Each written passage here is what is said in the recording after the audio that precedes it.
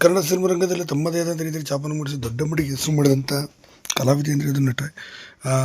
ಕನ್ನಡದ ಚಿತ್ರರಂಗ ದೊಡ್ಡ ನಟಿ ಅಂತಲೇ ಹೇಳ್ಬೋದು. ಇನ್ನು ಚಂದ್ರಚೌಕರಿ ಸಿನಿಮಾದಲ್ಲಿ ಪ್ರಮುಖವಾದ ಪಾತ್ರವನ್ನು ಮಾಡಿದೆ. ಇಂದು ಇನ್ನಿಲ್ಲವಾಗಿರೋದು ನಿಜಕ್ಕೂ ಕೂಡ ಒಂದು ರೀತಿ ಆಘಾತಕಾರಿಯಾದ ವಿಚಾರ ಅಂತ ಹೇಳ್ಬೋದು.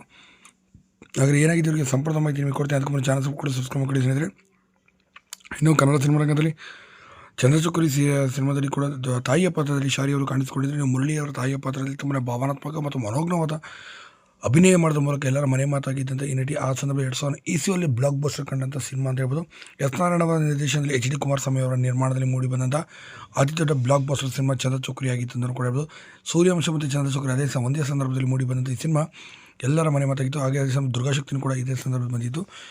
ಇಂಥ ಕಾಂಪಿಟೇಷನ್ ಈ ಸಂದರ್ಭದಲ್ಲಿ ಕೂಡ ಬ್ಲಾಕ್ ಬಸ್ಟರ್ ಹಿಟ್ಟನ್ನು ಪಡೆದುಕೊಂಡಿತ್ತು ಈ ಸಿನಿಮಾ ಹಾಡುಗಳಾಗಿರ್ಬೋದು ಎಲ್ಲದೂ ಕೂಡ ಅಂತ ಆ ಸಂದರ್ಭದಲ್ಲಿ ಅಷ್ಟು ದೊಡ್ಡ ಹೆಸರುವಾಗಿದ್ದಂತೆ ಶಾರಿ ಅವರು ಈಗ ಹೈದರಾಬಾದ್ನಲ್ಲಿ ವಾಸವಾಗಿದ್ದಾರೆ. ಸದ್ಯ ಭರತನಾಟ್ಯ ಕಲಾವಿದೆಯಾಗಿರುವಂಥ ಇವರು ಅದನ್ನು ಹೇಳಿಕೊಟ್ಟು ತಮ್ಮ ಜೀವನವನ್ನು ಈಗ ಸಾಗಿಸ್ತಿದ್ದಾರೆ.